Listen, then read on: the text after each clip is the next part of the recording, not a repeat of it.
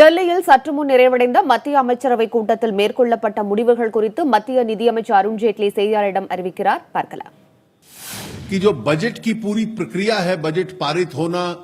Demands of grants पे चर्चा होना और फिर फाइनेंस बिल पास होना, ये सारी प्रक्रिया 31 मार्च से पहले समाप्त हो जाए, क्योंकि सरकार का जो अकाउंटिंग ईयर है वो 1 अप्रैल से शुरू होता है और इसलिए ये कई निर्णय जो 1 जून से लागू होते हैं, इंक्लूडिंग टैक्स प्रपोजल्स, क्योंकि फाइनेंस बिल पास होता है मई के महीने में, उस परिस्थिति से अब हम लोग हटे। सैद्धांतिक तौर से सरकार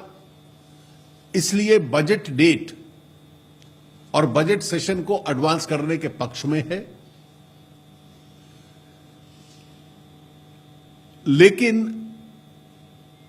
इस आने वाले वर्ष में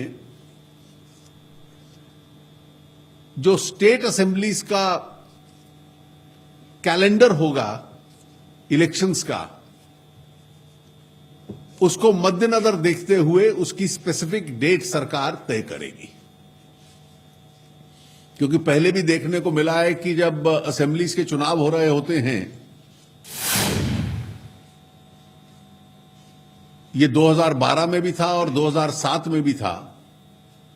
तो फिर सांसदों का दबाव होता है कि वो अभी कैंपेन में पॉलिटिकल पार्टीज लगना चाहती हैं। So that calendar for this year, because ये 5 साल में एक बार होता है कि 2007, 2012 और फिर 2017, ये कोइंसिडेंस है, इत्तेफाक है कि वो उसी साल आ रहा है। तो while we in principle are in favor of finishing the entire financial business of the government before 31st of March, so that the implementation can begin on the 1st of April and the expenditures can begin, the taxation proposals can begin, the actual dates will be decided after a consultation depending on the calendar of the state assembly elections.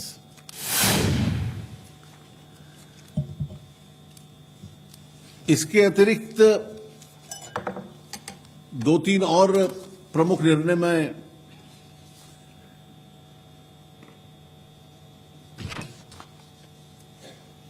इस बार 15 अगस्त के भाषण में प्रधानमंत्री जी ने घोषणा की थी कि फ्रीडम फाइटर्स की जो पेंशन है या उनके एयर्स को जो मिलती है, वारिसों को जो मिलती है, उसको 20% प्लस डीए के आधार पर बढ़ाया जाएगा। मंत्रिपरिषद ने उस प्रस्ताव को आज स्वीकार किया। एक महत्वपूर्ण निर्णय था कि जो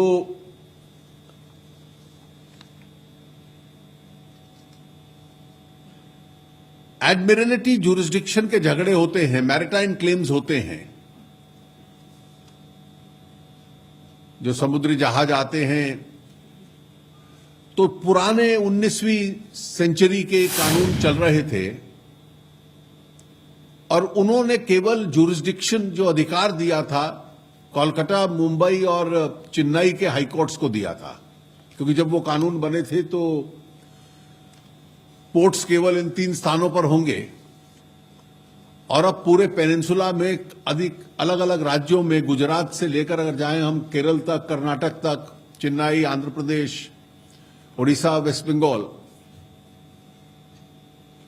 कई राज्य ऐसे हैं जहां बहुत इफेक्टिव फंक्शनिंग इंटरनेशनल पोर्ट्स हैं। तो इसलिए वो जो पुराने लॉज को रिपील करके मंत्रिपरिषद ने admiralty jurisdiction and settlement of maritime claims bills 2016 को आज स्वीकृति दी है।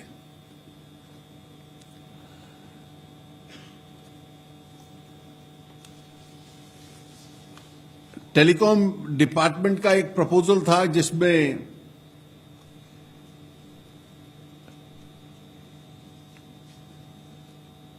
यूएसओएफ जो फंड है उसमें से 1250 करोड़ की सब्सिडी बीएसएनएल को दी जाएगी, जो कि वायरलाइन, रूरल वायरलाइन कनेक्शंस के एक्सपेंशन के लिए। एक और प्रमुख बजट प्रपोजल था। There was an important budget announcement with regard to raising of